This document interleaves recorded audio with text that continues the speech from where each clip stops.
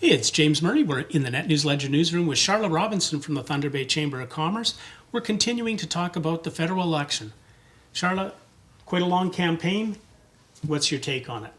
Well, we're coming into the final days of the campaign. It's certainly been a campaign that has had a lot of different topics come up throughout it.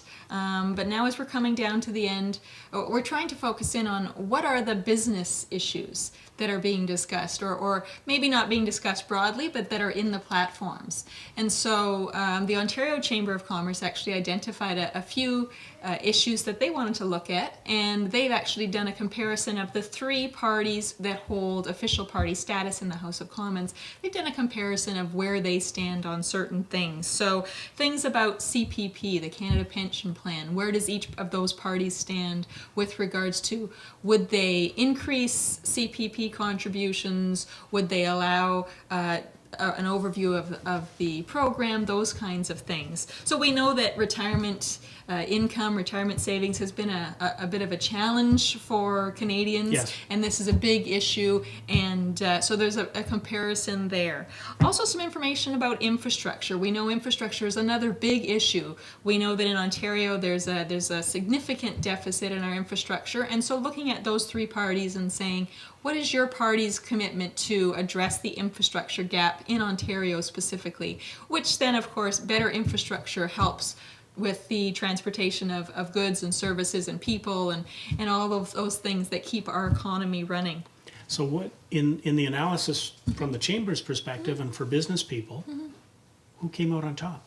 Well, we're not actually, because the chambers are not partisan, we're not actually picking winners and losers, but more providing the information and the comparison so that each voter, if you're interested in the business perspective, you can actually make your own analysis and determine whether you think that this platform better represents your needs than one of the other two platforms. So it's really not giving a A+ to this, Okay. or that sort of thing, but it does highlight areas that in each platform that the Ontario Chamber thinks are positive.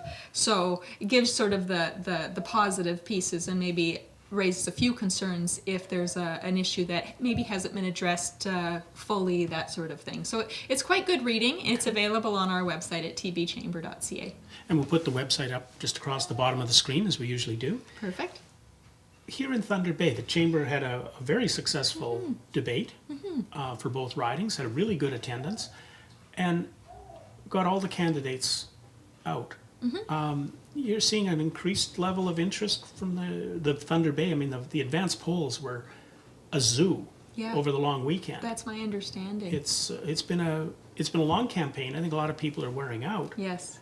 But it seems that the interest is still there. It really does. It seems like there's a higher level of engagement. I think a lot of people are starting to recognize that, you do have a voice and you do need to get engaged and understand that you can make a difference. We have seen in the last number of years, we've seen minority governments where really, a few votes have changed the course of legislation being able to move forward or not.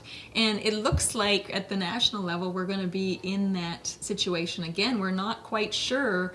There seems to be a pretty strong three-way race. So that also comes down to the local level. Who do you want sitting there in Ottawa representing you in that potential, minority government? Who do you think that would be the one that would represent Thunder Bay Superior North or Thunder Bay Rainy River's interests the best in that kind of a scenario? So it's an interesting time. It's always fun in politics. This campaign has been so long. I've been wondering, how many people have tuned out, but. So people can now go to the Chamber of Commerce, Yes. check on what the economic vision from the parties is, Exactly. and how it affects things in Ontario. Exactly, and we've also got links to all of the local candidates' platform pages as well. So you can look at the broader picture for the national views, but then you can also check out each of the local candidates and see what they're specifically talking about as to things that impact the ridings here. Charlotte, thank you very much for coming in. Thanks, James. And that's James.